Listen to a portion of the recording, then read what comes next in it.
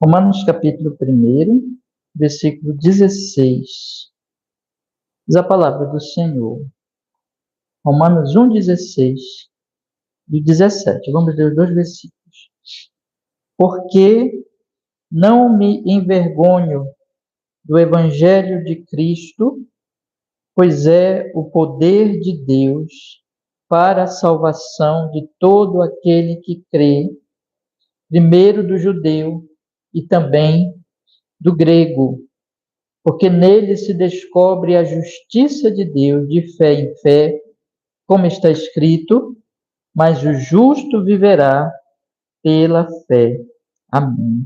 E amém. Vamos orar. Ó Senhor, nós queremos nesta manhã, Senhor, ouvir a palavra, entender a palavra, Senhor. Fale conosco. Em nome de Jesus, que tudo que vamos tratar aqui nesta manhã, o Espírito Santo nos conduza, nos oriente na Escritura, ao mesmo tempo que abra o nosso coração para nós aceitarmos, Senhor, recebemos a sua palavra com o perdão dos nossos pecados, para o seu louvor, para o nosso bem. Em nome de Jesus nós oramos assim e agradecemos, Senhor. Amém e amém. Graças a Deus. Pode sentar, meus irmãos, pode sentar. Meus irmãos, eu quero hoje, eu penso que eu vou tratar em algumas ceias do Senhor, tratar da questão da meditação no Evangelho de Jesus. Tá? É um assunto muito importante, meditar na palavra de Deus. Né? Eu só queria, só para nós começarmos, nós olharmos a importância da meditação em dois versículos do Antigo Testamento. Vamos dar uma olhadinha bem rápida aqui. Primeiro, no livro de Josué capítulo 1, versículo 8. Josué capítulo 1, versículo 8. Que diz assim a palavra do Senhor. Josué capítulo 1, versículo 8.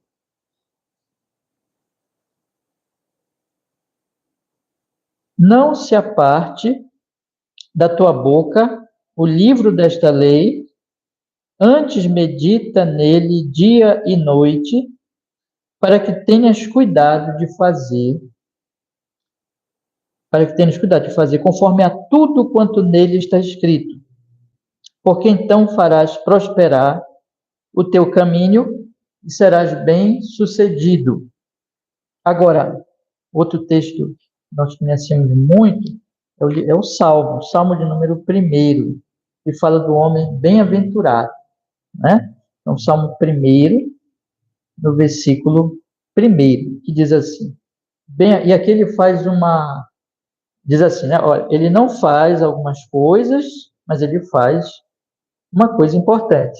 Vamos ver então. Bem-aventurado o homem que não anda segundo o conselho dos ímpios, nem se detém no caminho dos pecadores, nem se assenta na roda dos escarnecedores. Antes, tem o seu prazer na lei do Senhor, e na sua lei medita de dia e de noite. Né? Então, nós temos aqui esta palavra maravilhosa. Mas só para nós ficarmos também com o texto do Novo Testamento, eu convido vocês a lerem comigo. O texto também é muito famoso, muito conhecido nosso, que está em 2 Timóteo, no capítulo 3. 2 Timóteo.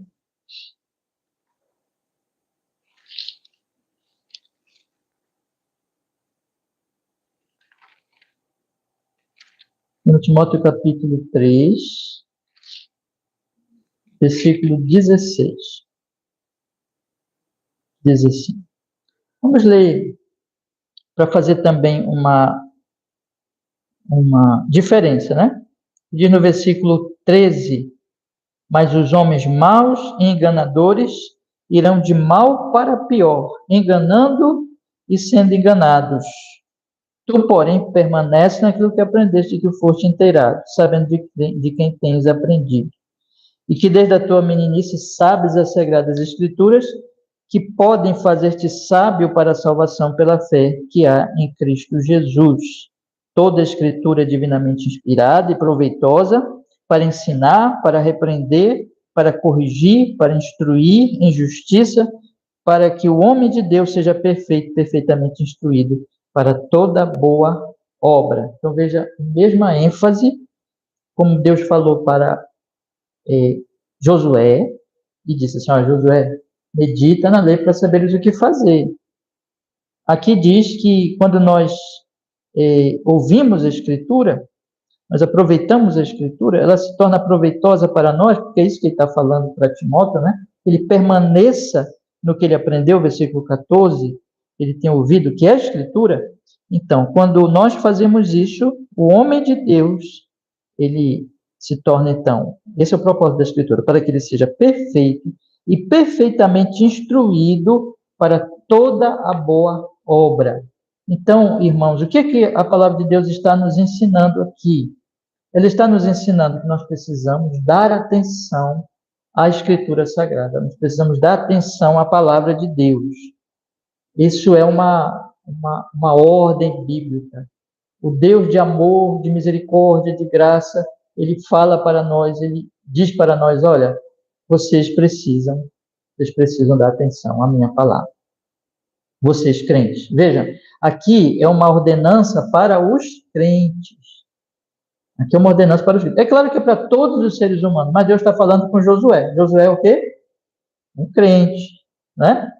A Bíblia diz, no livro de Salmo, quem é que ouve a palavra, que dá atenção à palavra? É o homem crente. Quem é que Paulo diz deve dar atenção à palavra, permanecer nela? Um crente que tem ouvido a palavra desde a sua meninice. Então, meus irmãos, o que a Escritura nos ensina? O que a Escritura está falando para nós? Está falando para nós que nós precisamos, como crentes, isso aqui Deus não está falando com uma pessoa que não sabe nada de Deus. Quero enfatizar bastante isso. Ainda que todos têm a obrigação de ouvir a palavra, isso é uma ordem para todos. Mas aqui, esses mandamentos, essas ordens, elas são voltadas para Josué, um crente. Ela é voltada para Timóteo, um crente.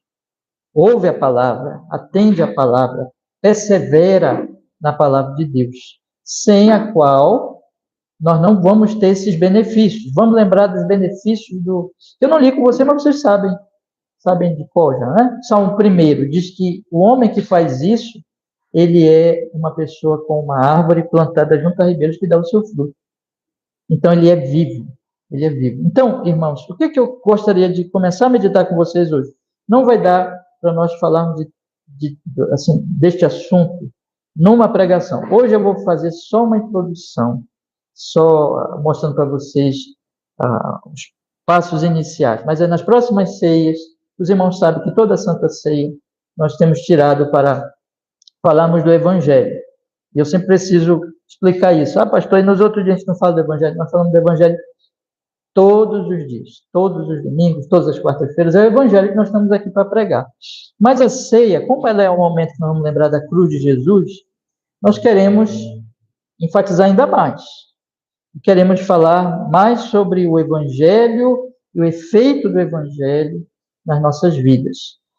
Então, irmãos, aqui eu volto para Romanos, tendo mostrado para vocês que a Bíblia diz para nós meditarmos na palavra, e ela está, quando ela fala isso, está falando com Josué, com Timóteo, que são crentes, ou seja, o crente ele precisa meditar na palavra. Eu quero agora mostrar para vocês o mesmo princípio que está em Romanos. Eu li com vocês Romanos, capítulo 1, versículo 16 e 17, que é o texto tão conhecido nosso, que diz: porque não me envergonho do evangelho de Cristo, pois é o poder de Deus para a salvação de todo aquele que crê, primeiro do judeu e também do grego, porque nele se descobre a justiça de Deus de fé em fé, como está escrito, mas o justo viverá pela fé. Eu quero fazer uma pergunta para vocês. Para quem Paulo está escrevendo essa carta e para quem Paulo está dizendo essas palavras, falando do Evangelho? Ora, quando nós olhamos mais um pouquinho acima, nos versículos anteriores, a Escritura ela vai dizer assim, irmãos, no versículo 8, primeiramente, aliás, perdão, versículo 7, a todos que estáis em Roma, amados de Deus, chamados santos, graça a vós e paz de Deus, nosso Pai, do Senhor Jesus Cristo. Paulo está escrevendo a todos os que estão em Roma. Esse todos aqui significa todos os moradores de Roma? Não. Esse todos se referem a todos os cristãos de Roma. O que era Roma?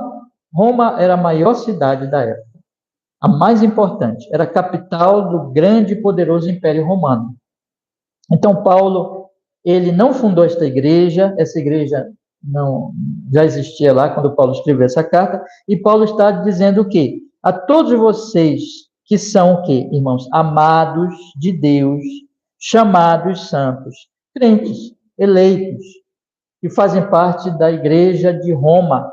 Então, vocês é que eu estou escrevendo, graça a vós e paz de Deus, nosso Pai, e do Senhor Jesus Cristo. Olha, vocês são crentes, vocês são pessoas realmente que eu posso dizer, amados de Deus, chamados santos. E ele não para aí. No versículo 8, ele diz assim, primeiramente, olha só, dou graças a Deus, ao meu Deus, por Jesus Cristo, acerca de vós, acerca de vocês, todos, porque em todo o mundo é anunciada a vossa fé. Aquela igreja era famosa. Aquela igreja, a fama dela era muito boa. E qual era a fama dela? Em todo mundo é anunciado a fé deles. Em todo mundo se dizia, olha, lá em Roma tem uma igreja fiel, tem crentes lá, amados de Deus. Em todo mundo cristão, isso repercutia, isso era falado, isso era dito, como aquela capital, uma capital tão cheia de coisas erradas, mas ali tinha um grupo de cristãos fiéis, crentes em Cristo Jesus. Então, meus irmãos, eu lhes pergunto, para quem o apóstolo Paulo escreve esta carta? Ele escreve esta carta a incrédulos? Ele escreve essa carta a pessoas que não conhecem Cristo? Não, não, não. Ele escreve esta carta a uma igreja famosa pela sua fé, a quem ele chama amados e santos de Deus. Ele escreve esta carta. E que carta é essa? É a carta mais, podemos dizer assim, sistemática do Novo Testamento. É a carta em que o apóstolo Paulo, mais que em todas as outras cartas e de todos os outros apóstolos que estiveram ali escrevendo ou apoiando ou supervisionando os escritos do Novo Testamento, mais do que todos os outros livros, esta é a carta que vai sistematizar, organizar, mais que todos os outros, o Evangelho. Quer dizer, o Evangelho está em todo o Novo Testamento, evidentemente. Mas aqui, o apóstolo Paulo, ele escreve uma carta que ele vai organizar as grandes doutrinas, ele vai colocar os pontos, ele vai fazer as relações das verdades, ele vai explicar ponto a ponto o Evangelho de Cristo. Vocês que conhecem a carta, vocês que leem essa carta, e se não leem, devem ler, porque, irmão, ninguém pode ser crente e crescer sem conhecer bem Romanos. Então, já fica aqui o incentivo. Estude muito essa carta, né? Mas veja, esta carta, ela vai organizando, vai mostrando o pecado, vai mostrando a nossa necessidade, vai mostrando a única salvação que é Jesus, vai falando da fé, mostra a santificação, a glorificação, a grande obra do Espírito Santo, trata da questão dos judeus em relação ao Evangelho, dos gentios em relação ao Evangelho, e depois a segunda parte da carta, que começa no capítulo 12, porque toda essa parte mais doutrinária, capítulo 1 ao 11, aí depois do capítulo 12 até o final da carta, ele vai aplicar o Evangelho nas diversas situações da vida daquelas pessoas.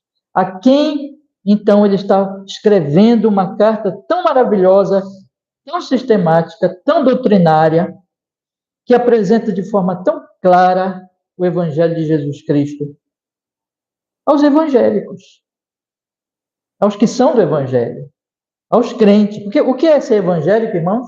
Ser evangélico é crer no Evangelho. é o povo do Evangelho. Ser evangélico é ouvir o Evangelho e crer no Evangelho. Ouvir a palavra de Deus, as boas novas de salvação e confiar. Esse é o verdadeiro evangélico. Ainda que este nome esteja tão assim, mal compreendido e tão mal usado em nossos dias, mas é isso, podemos dizer, a essência de ser evangélico. Né? Então, meus irmãos, a compreensão deste evangelho já acontecia naquela igreja. Ele mesmo fala, repito, olha, todos que estáis em Roma, amados de Deus, chamados santos, graça e voz e paz da parte de Deus nosso Pai. E vocês são uma igreja famosa, todo mundo tem sido ouvida, todo mundo tem repercutido a notícia em todo mundo da vossa fé. E eu dou graças a Deus, ele diz mais, né? Aqui ele não está falando, como vocês são maravilhosos, como vocês são pessoas diferentes, como vocês são pessoas melhores que os outros. Não é isso que Paulo diz. Paulo está dando graças a Deus. Paulo está dizendo que Deus já estava fazendo uma grande obra na vida daqueles irmãos. Dou graças a Deus, ele diz. Eu louvo a Deus pelo que eu ouço de vocês, pela fé de vocês, e que Deus está fazendo por meio de Jesus Cristo, porque tudo é através de Jesus Cristo, é o evangelho da salvação em Cristo Jesus. Então, é esses irmãos que ele vai escrever a carta mais sistemática, e vamos dizer assim, e que esclarece mais que todos os outros livros da Bíblia, o evangelho. Agora, esse é um ponto importante para nós meditarmos e nós começarmos a pensar na importância de ouvir o evangelho. Normalmente, as pessoas, elas pensam que o evangelho, falar do evangelho é só para incrédulo, mas os crentes não precisam mais ouvir do evangelho. Os crentes já sabem o evangelho, então não precisam mais saber do evangelho. Não é isso, irmão. O evangelho é do início ao fim da vida cristã. O evangelho, nós temos que ouvir do evangelho todos os domingos. Nós temos que meditar no evangelho todos os dias de nossa vida. Quando o Senhor diz para Josué, medita na minha lei, quando diz no Salmo 1 que aquele homem, ele medita, o homem bem-aventurado medita de dia e de noite, no que ele está meditando? Ele está meditando no Antigo Testamento. Ele não tinha ainda o Novo Testamento. Mas o que o Antigo Testamento faz? Promete quem? Jesus.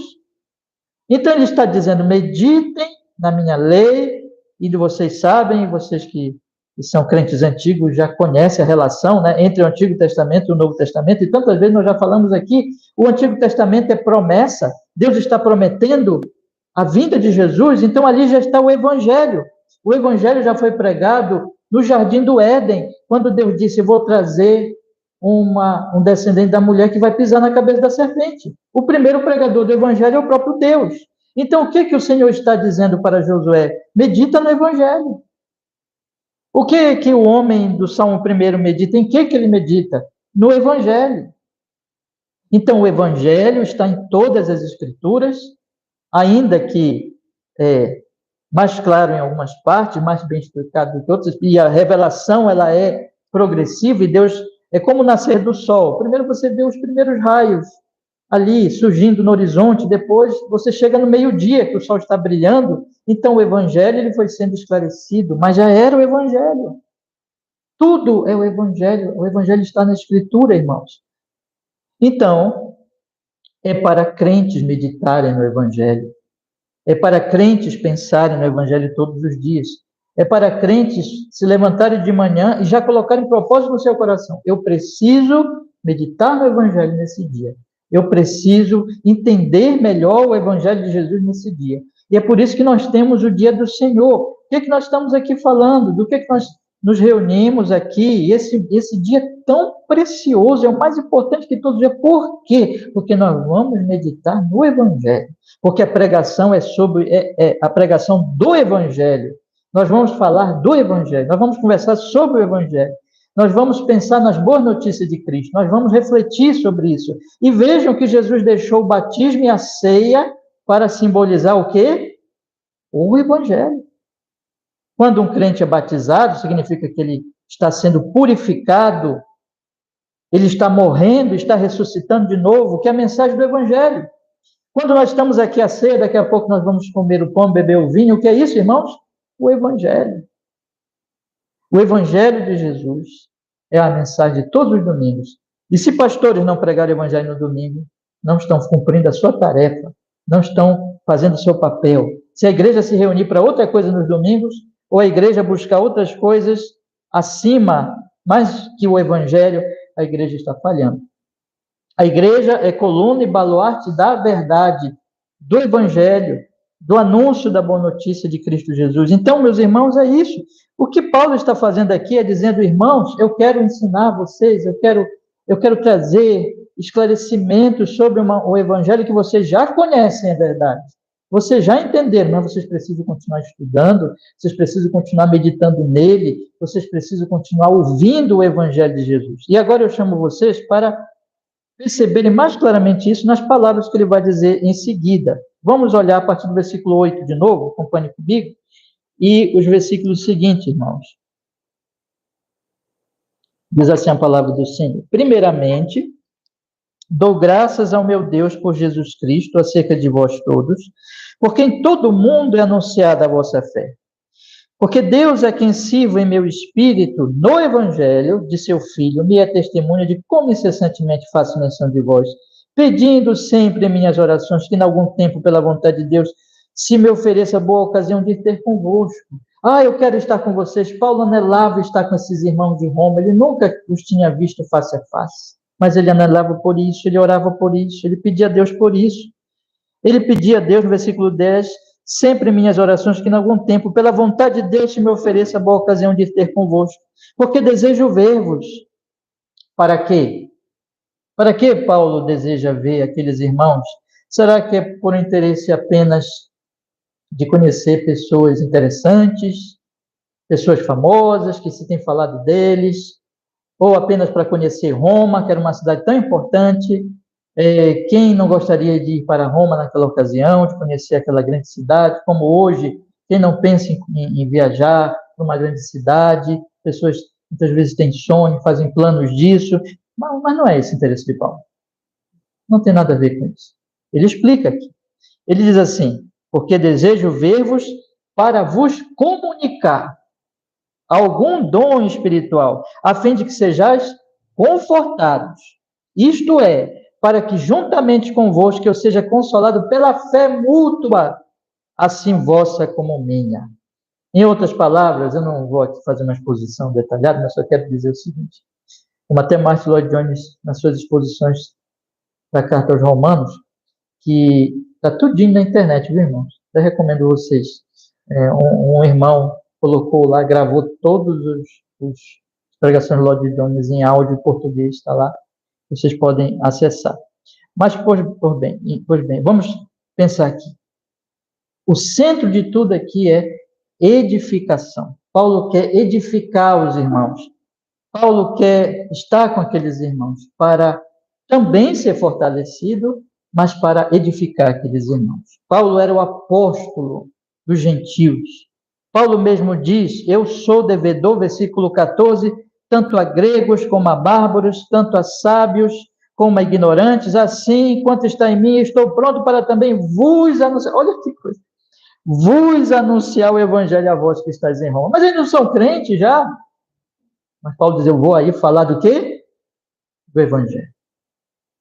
Eu quero edificar vocês no evangelho. Eu quero anunciar do evangelho. Aí você quiser ser esse grande e famoso versículo. Eu não me envergonho do evangelho de Cristo, pois é o poder de Deus para a salvação de todo aquele que crê, primeiro do judeu e também do grego, porque nele se descobre a justiça de Deus de fé em fé, como está escrito, mas o justo viverá pela fé. Então, ele quer edificar aqueles irmãos, falar àqueles irmãos do evangelho. Paulo não tem aquela ideia, eu tenho que falar do evangelho só para incrédulos, eu tenho que falar do evangelho para os crentes. O nosso assunto é o evangelho, por isso nós somos um povo diferente. Nós somos o povo do evangelho, nós somos o povo que sabemos a boa notícia, que temos conhecimento dessa maravilha e queremos ouvir mais, entender mais, compreender mais. Agora eu quero pensar com vocês em por que nós precisamos ouvir e continuar ouvindo a respeito do Evangelho. E aí entra a questão da meditação.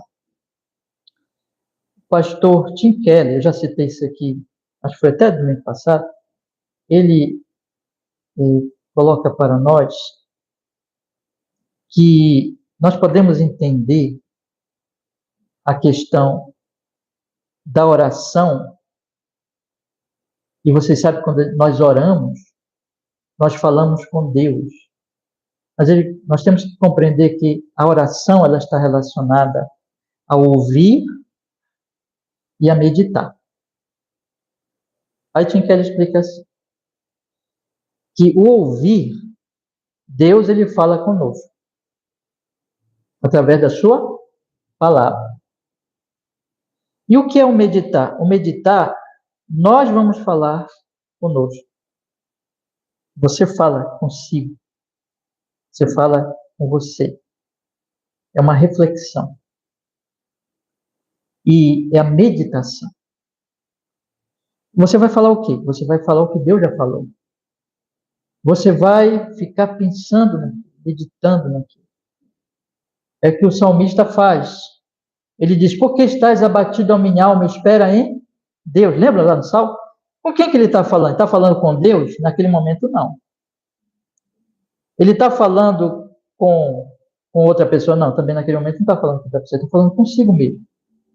Ele está falando com a sua alma. Ele diz assim, por que estás abatida, ó minha alma? Espera em Deus.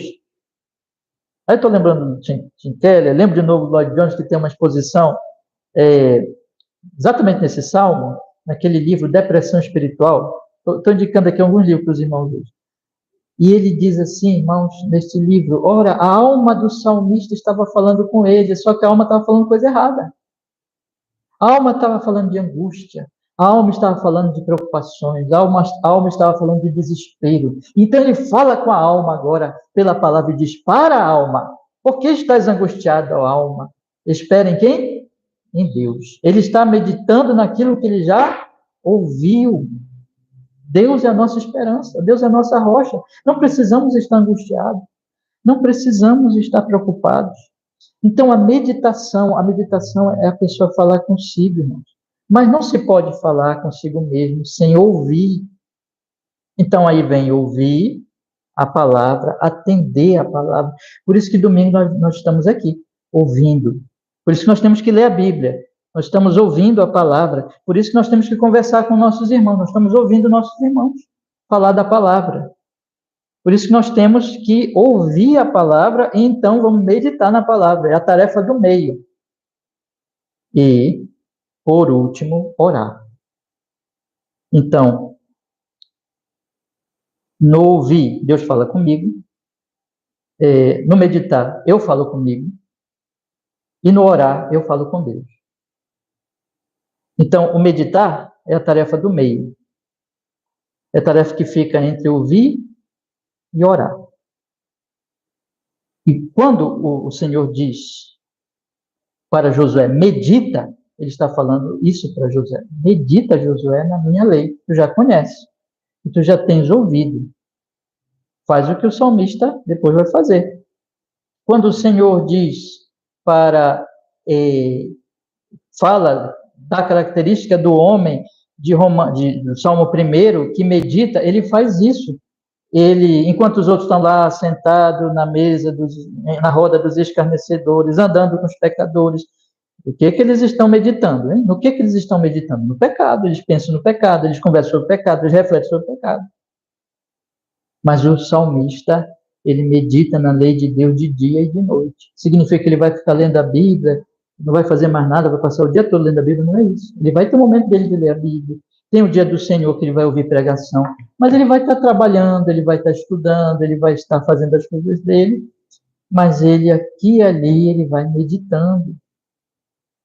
Ele vai refletindo. E ele tira um tempo mesmo para isso, para essa tarefa. Até eu parar as outras coisas para fazer isso, para meditar. Então, meus irmãos, é aí que nós vamos poder orar. Mas daqui a pouquinho eu vou falar da oração. Não sei se vai dar tempo hoje. Mas agora, eu quero que vocês pensem o seguinte. Quando o apóstolo Paulo também fala para Timóteo, naquele texto que eu li com vocês, sobre os homens que enganam e vão sendo enganados, ele está falando também de um exercício para Timóteo da meditação. Ele está dizendo assim: precisas permanecer na palavra, pensar na palavra, conhecer mais a palavra e anunciar a palavra, como ele vai dizer lá no capítulo 4, que ele devia anunciar a palavra de Deus. E agora eu quero que vocês pensem, por que nós temos que fazer isso? Quando eu citei agora o Tim Keller, eu já dei alguns motivos, mas isso é uma questão mais geral. Agora eu quero passar para os particulares. Por que, meus irmãos, nós temos que fazer isso? Eu quero dar algumas razões que a carta aos Romanos, ela nos dá aqui. E veja o que ele diz no capítulo 1 ainda, no versículo 18. Vamos ler. Irmãos, está bom essa temperatura? Você está calor? Tá bom? Tranquilo? Então vamos lá. Porque do céu se manifesta a ira de Deus sobre toda impiedade e injustiça dos homens que detêm a verdade em justiça. Porquanto que de Deus se pode conhecer, nele se manifesta, porque Deus lhe o manifestou. Porque as suas coisas invisíveis, desde a criação do mundo, tanto o seu eterno poder como a sua divindade, se entendem e claramente se veem pelas coisas que estão criadas, para que eles fiquem inexcusáveis. Porquanto, tendo conhecimento de Deus, não glorificaram como Deus, nem lhe deram graças, antes em seus discursos se desvaneceram, e o seu coração insensato se obscureceu. Dizendo-se sábios, tornaram-se loucos, e mudaram a glória do Deus incorruptível em semelhança da imagem do homem corruptível, e de aves, e de quadrúpedes, e de répteis.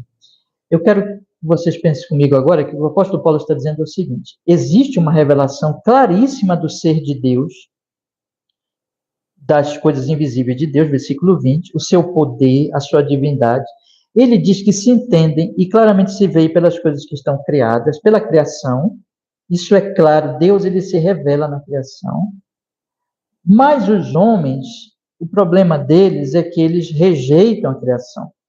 Eles detêm, versículo 18, a verdade em justiça.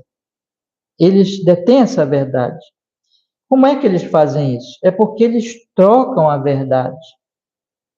Eles têm os seus discursos. Eles se sentem sábios, versículo 22. Eles rejeitam a verdade de Deus. Por causa, não que a verdade não seja clara, Paulo diz, ela é clara, evidente, mas porque eles rejeitam. E eles fazem isso através de seus discursos, o seu coração insensato se obscurece, ainda que eles se sentem sábios, mas na verdade eles são loucos. O que é isso?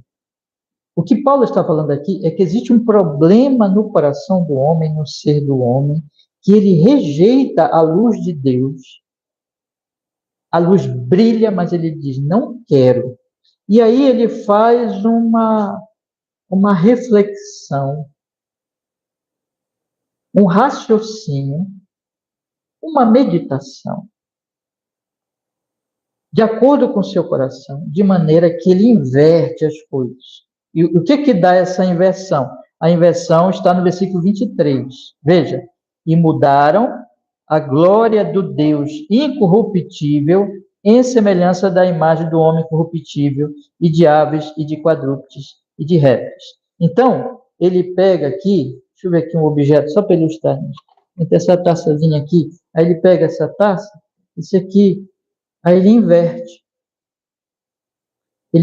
Isso aqui é só uma taça, é só um objeto, mas ele começa a dar grande valor. Vamos ver, essa taça aqui não é muito cara, né? Vamos dizer que fosse uma taça de ouro, valiosíssima.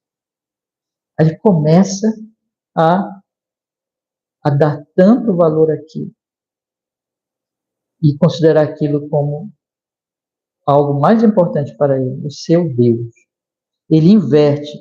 O que ele está fazendo? É só uma taça, pode ser de ouro, pode ser do que for, mas é só uma taça, mas ele começa a ver aquele objeto como um Deus e começa a adorar aquilo.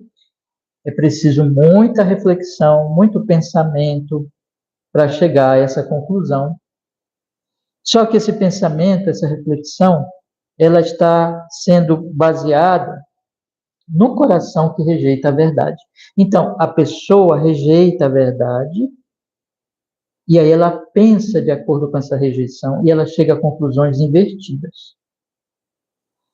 Vou lembrar de novo do Salmo. Quando o salmista diz, porque estás abatido, a minha alma, a alma está dizendo, te abate, te entristece. Olha, a situação é muito difícil. Ninguém pode salvar, nem Deus. Deus te abandonou.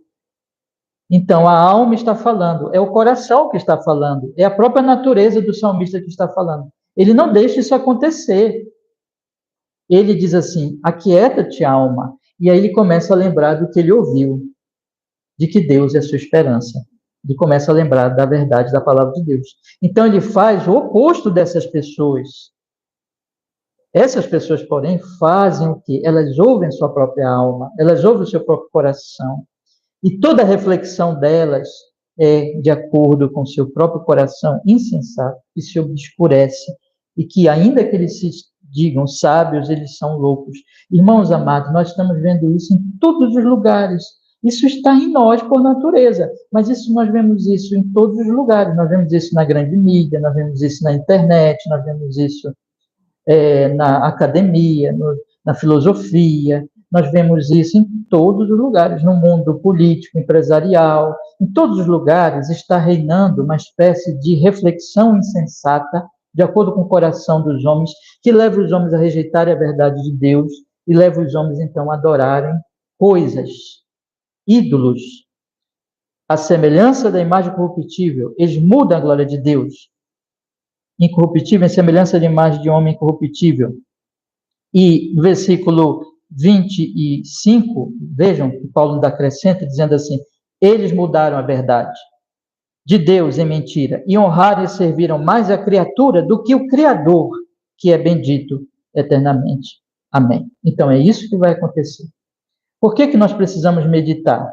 Aqui está a primeira razão. Aqui está a primeira razão. Você tem a palavra de Deus aqui diante de você. A palavra de Deus está sendo anunciada. Nós temos a Bíblia Sagrada, que é esse livro cheio de palavras, grande livro, um livro grosso, né? Olha a grossura desse livro. Muita coisa para ler, muitos livros, mas todos falando da mesma mensagem. Aí você tem os pastores todo domingo, irmãos. Nós estamos encerrando mais um ano. Todo domingo os pastores, eles se levantam nos cultos das suas igrejas e também tem os cultos de quarta-feira, em que eles têm que explicar o quê? O que é que eles falam? A Bíblia. Todo o tempo falando das coisas de Deus, falando da palavra. Então nós temos aí a palavra. E aí Deus diz para o Josué, medita na lei. Paulo diz para Timóteo, persevera naquilo que tu tens ouvido desde a tua meninice, não deixa de ouvir, Timóteo, não deixa de ouvir, Timóteo. Por que nós temos que ouvir aqui, irmão? Porque se nós não ouvimos a lei, a palavra, o evangelho, vamos ouvir outra coisa. O que nós vamos ouvir? O nosso coração insensato. Ou o coração insensato dos outros, que vai agradar o nosso coração insensato. Pare de meditar, pare de ler a Bíblia, pare de ir na igreja, pare de ouvir pregação. A sua cabeça, a sua mente não vai parar de pensar. Você senta na televisão para assistir uma série, vamos dizer, um filme. Você entra na internet, está lá as pessoas falando um monte de coisa. Você conversa com seu vizinho, ele vem com um monte de coisa falando para você. E o seu coração natural, que ainda que você seja um cristão, mas você ainda tem lá a sua natureza pecaminosa. Seu coração natural, o salmista disse, um salmista que era um crente, né? A alma dele estava falando coisa ruim para ele, e está lá. E se nós não meditarmos, não ouvirmos e meditarmos, nós vamos continuar ouvindo, nós vamos continuar meditando, só que não é na palavra. Nós vamos ouvir outras coisas, nós vamos ficar pensando em outras coisas. A sua mente não vai ficar vazia. A sua mente vai ficar pensando. A mente do salmista não estava vazia, não. Ele estava ficando angustiado, a alma dele falando com ele. Não estava vazia. Até que ele parou. Eu não quero fazer isso. Eu vou fazer o quê? Meditar. Então é algo que vamos dizer assim, esqueci agora a palavra, mas eu vou usar outra palavra. É algo que exige uma decisão.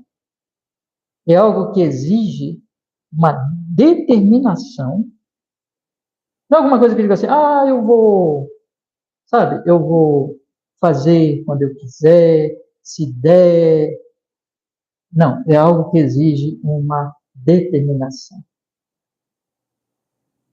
Buscai, em primeiro lugar, o reino de Deus e a sua justiça. Bem-aventurado o homem que tem fome e sede de justiça. Então, isso não é... Pense no livro de Provérbios. O livro de Provérbios fala tanto da preguiça, porque o preguiçoso é aquele que deixa as coisas acontecerem e não faz nada. O muro dele vai sendo quebrado, o mato vai crescendo, as coisas vão acontecendo em volta dele, mas ele fica lá de braços cruzados. Ele diz assim: eu vou dormir um pouquinho. Aí vira para um outro lado.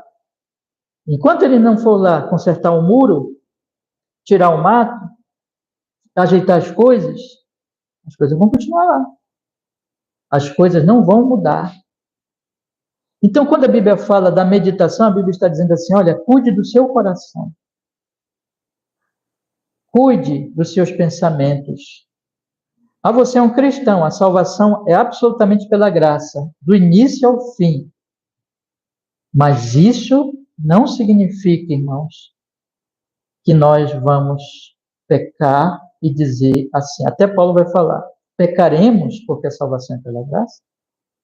Não, porque a graça vai gerar motivações santas, propósitos santos, determinações santas. E entre essas coisas está o ouvir e o meditar. São três coisas, né? Ouvir, meditar e orar. Ouvir, meditar e orar. Ouvir, meditar e orar. Esses exercícios, essas práticas santas, irmãos, elas deverão ser buscadas. E aqui eu quero tratar especialmente por que eu tenho que meditar, por que eu tenho que ouvir a palavra sempre, sempre, sempre. Por causa do meu coração, por causa das outras proclamações deste mundo e por causa de Satanás. O que o diabo é? O pai da mentira. Pai da mentira. Então, nós temos três inimigos. Nós temos a nossa própria carne, nós temos este mundo, nós temos o diabo. Meus queridos irmãos, quando vocês se levantam pela manhã, vocês ligam o jornal para assistir na TV ou vão ler uma notícia, ali está o mundo falando. Ali está as ideias pagãs deste mundo tenebroso.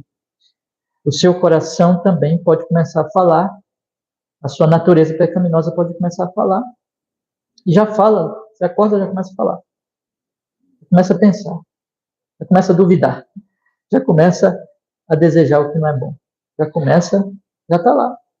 Aí você vai para a rua e você deve lembrar de que um dia estava Eva parada lá no jardim e veio a serpente e disse assim para ela: e Eva, é assim que Deus disse, não comereis de nenhum do fruto, é isso que ele disse? E aí Eva começou a conversar com o diabo. Começou a ter aquele diálogo com Satanás. Meus queridos irmãos, nós precisamos entender que, veja, nenhum crente vai perder a salvação, ninguém vai deixar de chegar lá. Jesus disse: eu não perdi nenhum dos que me deste, não entendam mal, tá? Não estou negando nada disso, mas eu estou dizendo que a peregrinação... Vocês já leram o livro Peregrino? Leiam o livro, outro livro que eu vou indicar, o do Peregrino. Leiam o livro e vejam como a caminhada tem os riscos. O que vai nos guardar, o que vai nos fortalecer é o Evangelho. É nós estarmos ali recebendo a graça, a companhia, a palavra, o direcionamento do Senhor. Por que o Senhor diz para Josué: Josué, medita, Por causa da peregrinação, dos perigos da peregrinação. O diabo não vai parar, o mundo não vai se calar, o nosso coração não vai deixar de querer coisas ruins. E se, olha, nós não meditarmos, nós não ouvirmos, nós não pensarmos, é isso aqui não para, não. Esses pensamentos e essas ideias e essas reflexões não param, não vamos pensar outras coisas. Nós vamos pensar outras coisas. Então, o que a Bíblia está nos chamando, o que o Senhor está nos chamando, dizendo assim, vocês precisam ouvir. Por que Paulo quer ir lá com aqueles irmãos que já são crentes, que já conhecem? Porque Paulo sabe que pode acontecer alguma coisa como aconteceu em Gálatas, né, nas igrejas da Galácia. Vocês conhecem a carta aos Gálatas, não conhecem? Paulo foi lá, era uma região, pregou o evangelho, muita gente se converteu, as igrejas estavam bem, aí Paulo foi embora. Aí chegaram lá os judaizantes dizendo assim, não, olha, vocês têm que guardar a lei, vocês têm que passar pela circuncisão, essa pregação de Paulo está capenga, defeituosa, vocês têm que fazer outras coisas. Aí Paulo fica sabendo disso. Aí Paulo escreve Gálatas. Paulo diz assim, olha, ainda que eu mesmo, ou um anjo do céu, vos pregue outro evangelho, seja maldito, não creiam nisso. Deixem de ouvir essas coisas, deixem de meditar nessas coisas, voltem para o evangelho. Nós estamos estudando a carta de Timóteo. O que Paulo fala para Timóteo? Timóteo, olha para esses aí, observa esses. Eu disse para tu ficares em Éfeso, porque tem esses que estão falando de genealogias, falando de fábulas, que não produz nada. Dizem para que eles, fala para eles pararem com isso, porque temos que pregar o evangelho, temos que ouvir o evangelho, os pastores têm que anunciar o evangelho, porque é o evangelho que salva. Deus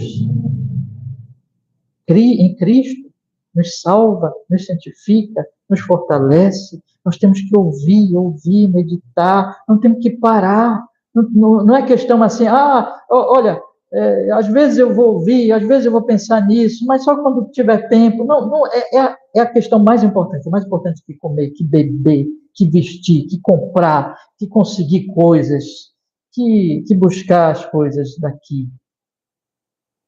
Meu querido irmão, trata-se de você se fortalecer cada vez mais em Cristo. Você precisa entender que Deus nos preserva, Deus nos fortalece pelos meios de graça. Eu não posso dispensar esses meios. Eu tenho que ouvir, eu tenho que meditar, eu tenho que buscar continuamente. Ver se dá tempo aqui. Eu vou falar mais uma coisa, talvez, acho que nem duas dá mais para falarmos. Mas existe o coração, e observe aqui, agora eu quero ilustrar com vocês como essa questão das ideias humanas aparece na carta várias vezes. E Paulo, ele começa a argumentar várias vezes nas cartas, é como se Paulo imaginasse um opositor do que ele está falando. E aqui em Romanos aparece muito isso. Vocês querem ver? Olhem comigo o que ele diz aqui no versículo 1 em diante. Capítulo 2, versículo 1. Acompanhe comigo. Portanto, és inexcusável quando julgas, ó homem, quem quer que sejas, porque te condenas a ti mesmo naquilo em que julgas a outro, pois tu que julgas fazes o mesmo. E bem sabemos que o juízo de Deus é segundo a verdade sobre o que tais coisas fazem. E tu, homem, que julgas o que fazem tais coisas, cuidas que fazendo-as tu escaparás do juízo de Deus? Ou desprezas as tuas riquezas da sua benignidade, paciência, longanimidade, ignorando que a benignidade de Deus te leva ao arrependimento? Mas segundo a tua dureza e teu coração impenitente, entesouras ira para ti no dia da ira e da manifestação do juízo de Deus. Ele está falando aqui do religioso que ele se sente santo e justo, mas enquanto ele mesmo é hipócrita. Por que Paulo insere isso aqui numa carta onde ele tinha falado que as pessoas são famosas pela sua fé? Porque ele sabe que precisa prevenir os crentes de todos os lugares da hipocrisia religiosa. Porque a hipocrisia religiosa, o legalismo, ele está em todos os lugares. Ele chega em todo canto.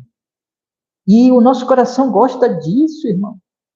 Nosso coração gosta de que digam para nós que nós somos justos.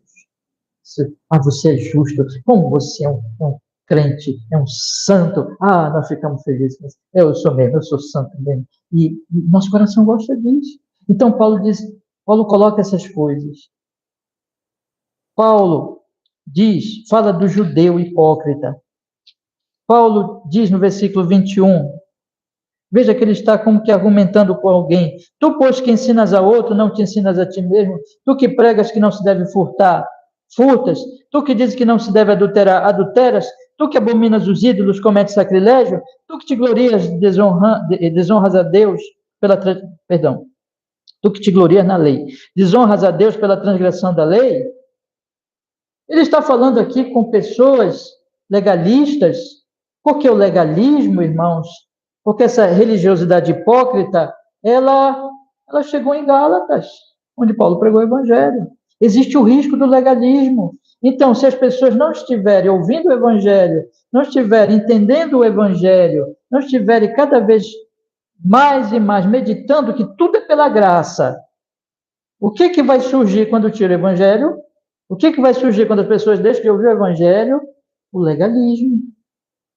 Ou uma religião pagã, capítulo 1. Então, porque o coração humano, ele vai fazendo essas substituições naturalmente. Então, há uma necessidade de sempre estar voltando e anunciando o evangelho. No capítulo 4, versículo 1, observe que o apóstolo Paulo ele diz assim: que diremos, pois, ter alcançado Abraão, nosso pai, segundo a carne? Porque se Abraão foi justificado pelas obras, tem de que se gloriar, mas não diante de Deus, pois que diz a Escritura, creu Abraão em Deus, e isso lhe foi imputado como justiça. Ele está falando com aqueles que já eram crentes, ele está dizendo assim, lembrem de Abraão, e aí ele fala de Abraão, ele fala de Davi, ele mostra como as pessoas do Antigo Testamento foram justificadas pela fé, de graça, gratuitamente, sem nenhuma obra. Ele está aqui, irmãos, combatendo o legalismo, de forma bem clara. Mas tem um outro problema que pode surgir nas igrejas, daqueles que podem começar a pensar assim, não é? É pela graça. É pela graça. Aí não são mais os legalistas, né? São os anti-lei. São aqueles que não querem lei para si. Antinomianos. Não me fale de lei. Não quero lei. Tudo é pela graça. Graça, graça, graça, né? Então vamos pecar para valer, porque afinal de contas tudo é graça. Olha o capítulo 6, versículo 1. Olha como Paulo está falando com esse tipo de pensamento também. Paulo está dizendo para a igreja ter cuidado com isso. Capítulo 6, versículo 1. Que diremos, pois? Permaneceremos no pecado para que a graça abunde? Aqui, o homem que diz assim, olha, já que é pela graça, ele raciocina assim, vou pecar, valer, porque afinal de contas, é graça. É o inverso do legalista. O legalista é aquele rigoroso, tudo é lei, tudo é pecado, e ele quer ser justo. Paulo tinha combatido já esse legalista lá atrás. Agora ele combate esse homem anti-lei. Ele diz, de modo nenhum, nós que estamos mortos para o pecado, como viveremos ainda nele? Ou não sabeis que todos quantos fomos batizados em Jesus Cristo, fomos batizados na sua morte? Irmãos, meu tempo está acabando, e eu vou parar por aqui, e a gente vai, na próxima Santa Ceia, a gente vai continuar. Mas eu quero que vocês me pensem comigo uma coisa agora. Como é que Paulo combate o legalismo? Com o evangelho. Como é que Paulo combate os anti-lei? Vou colocar assim, uma linguagem mais simples, com o evangelho. Como é que Paulo combate o paganismo? Capítulo 1, com o evangelho. Então, de onde vem o paganismo? Do coração. De onde vem o legalismo? Do coração. De onde vem o pensamento anti-lei? Do coração. O que precisamos então fazer para que o nosso coração não seja tentado a essas coisas e não seja levado a essas coisas? Nós precisamos ouvir, ouvir, ouvir e ouvir o Evangelho. Nós precisamos meditar, meditar e meditar no Evangelho. Vocês já não ouviram falar ao longo de igrejas históricas, igrejas do Evangelho, que com o passar do tempo foram se tornando ou legalistas, ou anti-lei, ou pagãs? Vocês já não ouviram falar dessas coisas? Talvez vocês tenham visto isso. Pois bem, meus irmãos, o que aconteceu com essa igreja? Foi deixando o Evangelho. O anúncio, o ouvir, o meditar no Evangelho. E sorrateiramente foram abandonando, as pessoas não quiseram mais saber disso, não quiseram mais ouvir, não quiseram mais pensar, não quiseram mais refletir sobre isso. E talvez pensando assim, mas nós somos cristãos. Mas nós somos de Deus. Porque um dia nós fomos batizados. Porque um dia nós participamos da igreja. Ou nós congregamos, ou temos o título de cristãos. Mas o que faz, eu quero encerrar aqui, o que faz a diferença entre um verdadeiro cristão e um falso cristão? O que faz a diferença entre um verdadeiro evangélico e um falso evangélico? É que o verdadeiro cristão e o verdadeiro evangélico, ele faz isso que o apóstolo Paulo dá para Timóteo. Eu quero encerrar aqui com vocês, tá bom? 2 Timóteo, capítulo 4. Perdão, 2 Timóteo, capítulo 3.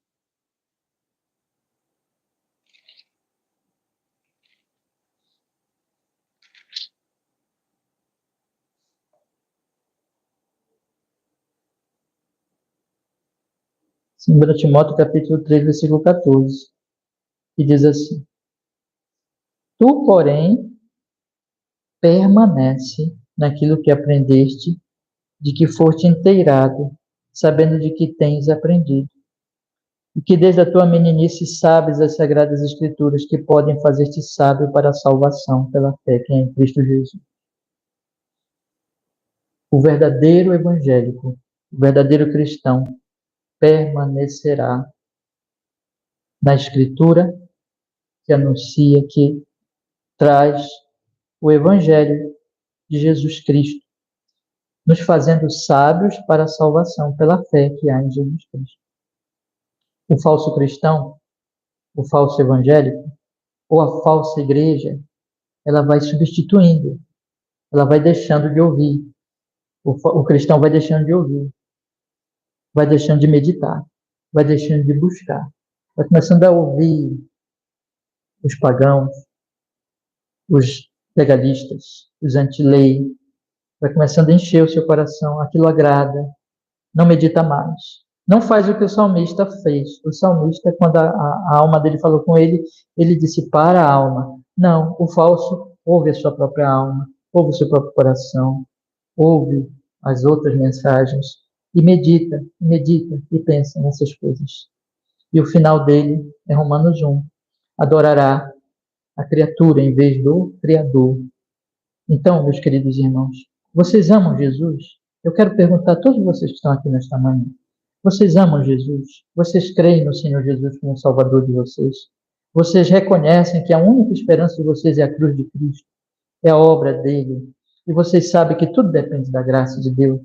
Então eu quero lhes convidar nessa manhã a propor no coração, todos os dias, e todos os domingos, dia do Senhor, mais ainda, meditar no Evangelho. Ouvir o Evangelho, pensar no Evangelho, buscar entender o Evangelho. Porque Paulo está falando aqui em Romanos para uma igreja fiel, para crentes, dizendo assim para eles: eu preciso que vocês continuem sendo edificados no Evangelho. E essa é a mensagem de Deus para nós hoje. E é por isso que nós vamos cear. Por isso que nós ceamos continuamente, porque nós precisamos lembrar que Jesus Cristo morreu por nossos pecados. Amém? Vamos orar? Vamos pedir que Deus nos abençoe, nos fortaleça. Senhor amado, muito obrigado porque nós pudemos nesta manhã pensar, Senhor, nestes assuntos tão preciosos, importantes, maravilhosos. Tudo que for dito aqui, que foi dito aqui, Senhor, que seja pura e simples palavra. Ó Senhor, nós te pedimos, ponha no nosso coração. Senhor, nosso Deus, estamos acabando mais um ano. É um momento para nós fazermos um balanço de quanto tempo nós gastamos na internet, nas telas do celular, em conversas, e quanto tempo nós temos tirado para meditar no Evangelho diariamente e para guardar esse dia de forma zelosa, uma vez por semana, o dia do Senhor. Nos ajude, Senhor, nos traga arrependimento onde tivermos falhado. Senhor, nós que te amamos, nós que já cremos em ti, Senhor, nós queremos pedir graça para continuarmos meditando no seu amor, meditando no Santo Evangelho, para que sermos guardados do paganismo, do legalismo, do antinomianismo, de todas essas coisas, Senhor Deus, que são ofensas a ti, deturpações do coração humano, idolatria. Senhor, nos firma a nossa igreja, firma nós que estamos aqui, os nossos queridos irmãos que faltaram hoje, o Senhor sabe o motivo, cuida deles, guarda-os, Senhor, todos nós, para que nós possamos crescer na busca, na oração, na meditação, no Evangelho do Senhor Jesus Cristo. Nós oramos assim, Senhor, para que o seu nome seja mais e mais conhecido e louvado nas nossas vidas, em Jesus Cristo. Amém. Graças a Deus. Deus nos abençoe, meus irmãos. Convido vocês a abrir as suas Bíblias na carta do apóstolo Paulo aos Coríntios, 1 aos Coríntios.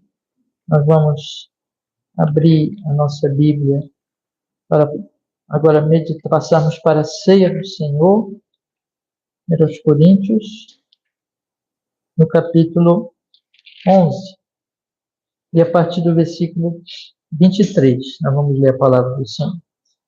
Encerrar aqui a transmissão nesse momento.